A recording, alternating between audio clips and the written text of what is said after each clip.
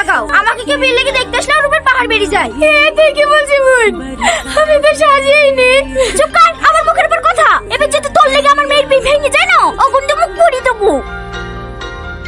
আপনি এ বাড়ির বড় মেয়ে হওয়ার পরেও আপনার উপরে যেভাবে অত্যাচার করে দেখে আমারই কষ্ট হয়। আপনি যত তাড়াতাড়ি পারেন ভালো একটা ছেলেকে বিয়ে করে এ বাড়ি থেকে চলে যান। চুপ করো, তোমাকে আমি কাজ দিতে বলিনি।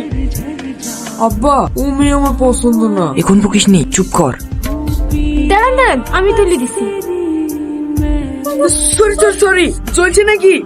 না না ঠিক আছে।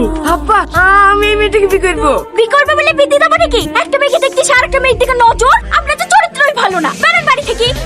আর সেরকম ছেলে আছে? ছেলে থাকবে না কেন? ওর থেকে কত ভালো ছেলে আছে। সমস্যা তো হয়েছে আপনার সৎ মেয়ের লেগে। বলছে বড় মেয়েকে রেখে ছোট মেয়ের বিয়ে দিচ্ছে। তাকে না আপনাকে বড় মেয়েটার বিয়ে দেন। ও বিয়ে হয়ে শ্বশুর বাড়ি চলে গেলে বাড়ি কাজগুলো কে করবে?